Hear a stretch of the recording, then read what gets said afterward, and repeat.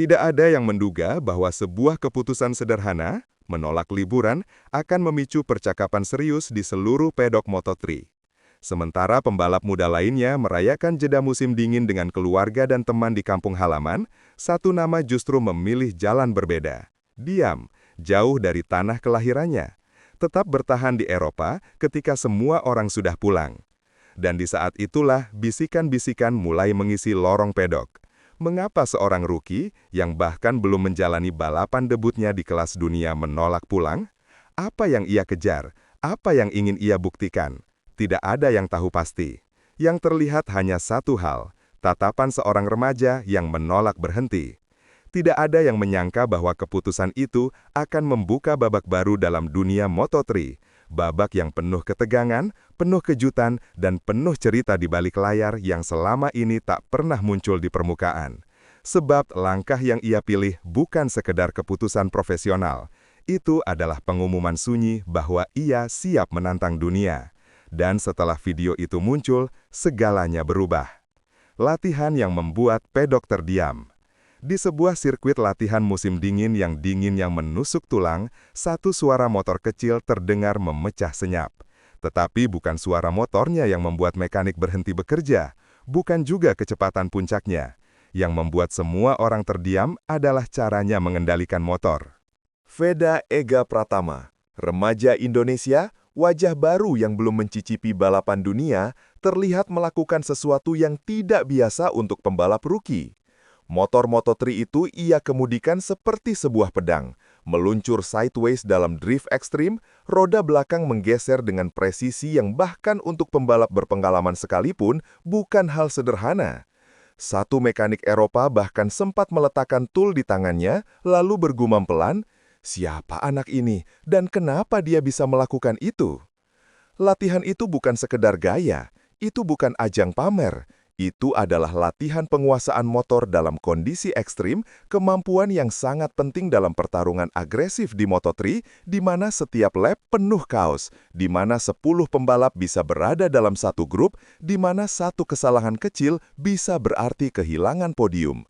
Dan yang membuat semuanya semakin menarik, Veda memutuskan untuk melakukannya saat pembalap lain sedang menikmati liburan. Di balik senyuman tenang ada tekad yang membara. Namun tidak ada yang tahu bahwa latihan itu adalah bagian dari program yang jauh lebih gelap dan lebih berat dari yang terlihat. Sebuah program yang hanya sedikit orang tahu tujuannya. Sebuah program yang dikabarkan disusun untuk membentuk seseorang yang tidak hanya siap berlomba, tetapi siap menghadapi pertarungan yang belum pernah ia alami sebelumnya. Dan ternyata, program itu bukan ide sembarangan. Program rahasia dibawa oleh Marquez. Nama Oliver Marquez tidak asing bagi dunia balap Eropa. Ia bukan mantan juara dunia, bukan legenda terkenal, tetapi ia terkenal di kalangan pelatih sebagai sosok yang mampu mencetak pembalap agresif, cepat, dan stabil secara mental. Honda Tim Asia menunjuknya secara khusus untuk menangani satu rider, hanya satu, Veda. Dari sinilah spekulasi mulai muncul. Mengapa Honda menugaskan pelatih dengan reputasi sekeras ini untuk seorang rookie muda dari Asia Tenggara? Apa tujuan sebenarnya? Sumber internal menyebut programnya regimen paling keras yang diberikan pada pembalap muda dalam beberapa tahun terakhir. Tidak ada hari libur, tidak ada kompromi, tidak ada waktu bersantai. Setiap pagi dimulai dengan latihan penguatan fisik yang tak mengenal ampun, lalu latihan cornering dalam kecepatan ekstrim. Lalu adaptasi dengan mesin Moto3 yang terkenal liar pada RPM tinggi. Oliver Marquez bukan sekedar ingin membentuk pembalap yang cepat, ia ingin membangun seorang petarung. Beberapa orang di pedok merasa metode ini terlalu berat untuk remaja seusia Veda. Namun Honda Asia menilai ini adalah langkah yang tepat. Mereka percaya bahwa generasi baru memerlukan pendekatan yang berbeda. Sampai akhirnya sebuah bisikan muncul dari salah satu mekanik senior. Program ini tidak hanya untuk persiapan debut, mereka sedang membentuk ikon Asia selanjutnya. Dan rumor itu membuat segalanya berubah.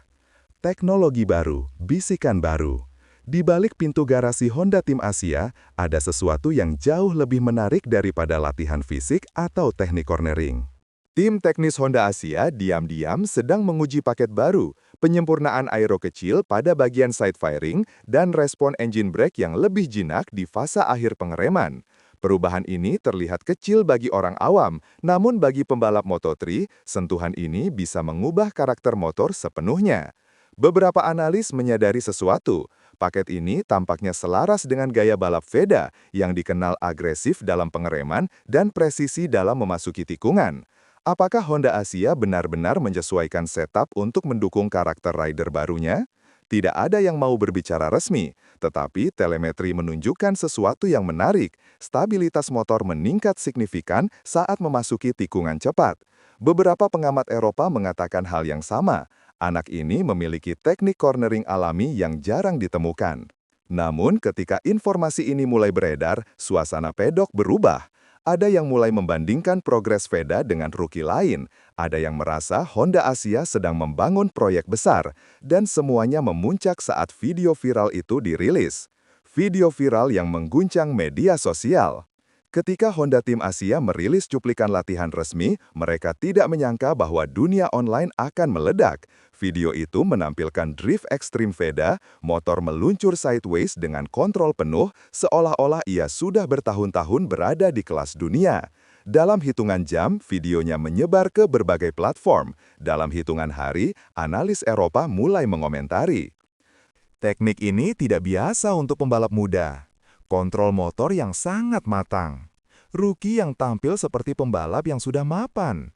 Komentar-komentar itu bukan promosi, bukan propaganda. Itu adalah reaksi jujur dari para pengamat yang terkejut melihat bagaimana seorang anak berusia belasan tahun mampu menaklukkan motor Moto3 secara agresif namun tetap elegan. Sorotan pada Veda menjadi semakin besar. Sorotan pada latihan Honda Asia meningkat. Sorotan pada masa depan Moto3 pun berubah. Namun tidak ada yang tahu bahwa video itu juga membawa konsekuensi lain, sebuah konsekuensi yang bahkan lebih besar daripada popularitas. Karena setelah video itu viral, perhatian sponsor langsung mengarah pada satu nama, dinamika yang mulai panas di dalam garasi. Popularitas yang mendadak naik bukan hanya membawa pujian, tetapi juga tekanan. Garasi Honda Asia mulai terasa berbeda. Beberapa kru chief mulai berdiskusi lebih intens tentang data telemetri Veda. Ada spekulasi bahwa ia mendapat porsi data lebih besar untuk mempersiapkan debutnya. Meskipun tidak ada bukti, bisikan di pedok mulai tumbuh liar. Di tengah dinamika itu, Veda tetap diam, tetap latihan, tetap fokus. Namun tekanan mental mulai terlihat. Dengan sorotan besar dari media, sponsor, dan fans, setiap kesalahan dalam latihan bisa menjadi bahan pembicaraan. Tim internal pun mulai berhati-hati. Mereka sadar bahwa ekspektasi publik kini meningkat terlalu cepat, terlalu besar untuk seorang rookie. Dan di saat itu, sebuah nama muncul sebagai titik api baru. Nama yang membuat seluruh cerita ini naik satu level. Nama yang sudah lama disebut sebagai fenomena. Nama itu adalah Brian Uriarte. Bayangan besar Brian Uriarte. Di dunia Moto3 Eropa, Brian Uriarte bukan nama sembarangan. Ia dianggap sebagai rookie fenomenal dengan kecepatan lurus yang eksplosif dan insting balap yang agresif. Ia adalah tipe pembalap yang mencium celah sekecil apapun dan langsung menerkam. Ketika Veda menunjukkan perkembangan pesat, otomatis rivalitas mulai terbentuk. Media Spanyol dan Asia mulai membandingkan keduanya, bahkan sebelum musim dimulai. Veda memiliki pengereman yang kuat, Uriarte memiliki akselerasi yang brutal. Keduanya sama-sama agresif, keduanya sama-sama muda, keduanya sama-sama lapar. Dan yang membuat semuanya semakin liar, tim Uriarte mengincar gelar dunia jangka panjang, sementara Honda Asia membangun Veda sebagai ikon baru Asia. Dua proyek besar, dua ambisi besar, dua masa depan yang berpotensi bertabrakan dengan keras. Analis Eropa pun menyebut, ini bisa menjadi rivalitas paling menarik dalam beberapa tahun terakhir. Namun, rivalitas ini tidak hanya terjadi di lintasan. Ada dimensi lain, dimensi komersial yang membuat tensi ini semakin tinggi. Pertarungan yang dimulai sebelum musim dimulai. Setiap video latihan Veda kini diperhatikan. Setiap komentar media tentang Uriarte dianalisis. Perbandingan tanpa henti membuat tensi naik bahkan sebelum para rider bertemu di lintasan resmi. Sponsor mulai mengamati perkembangan keduanya. Beberapa perusahaan Asia melihat Veda sebagai aset jangka panjang. Sementara pasar Eropa melihat Uriarte sebagai calon juara masa depan. Tekanannya bukan hanya soal kecepatan.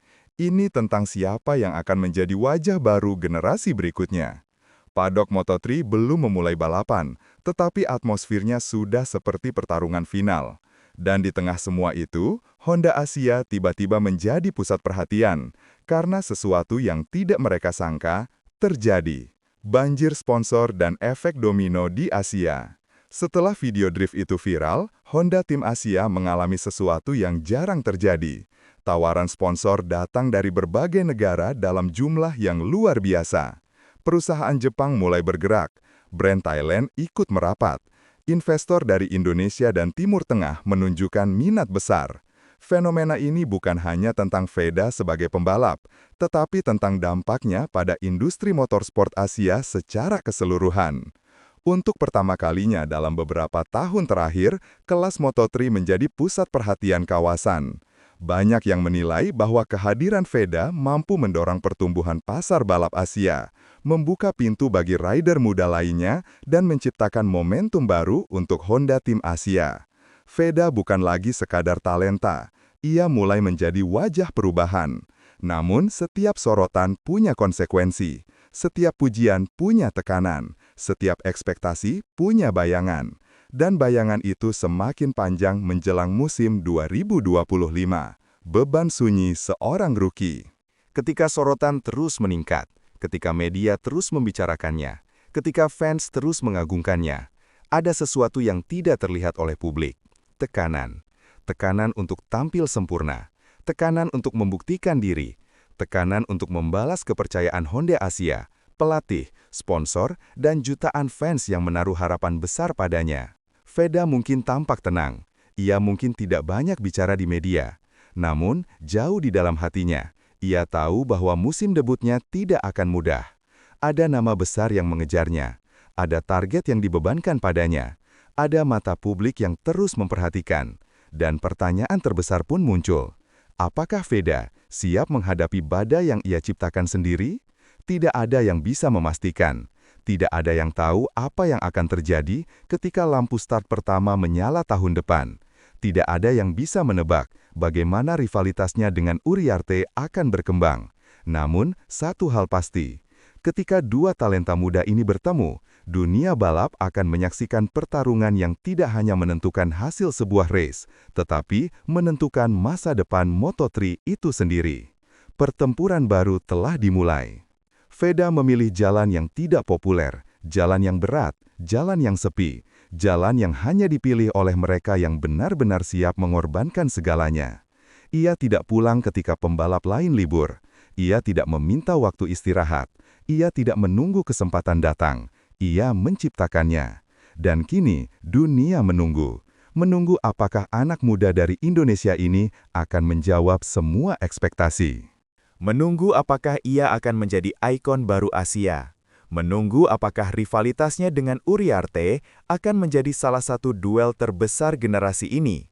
Semua mata kini tertuju pada satu titik, lampu start Moto3 2025, tempat di mana sejarah baru akan dimulai, dan tidak ada yang tahu apa yang akan terjadi sampai saat itu tiba.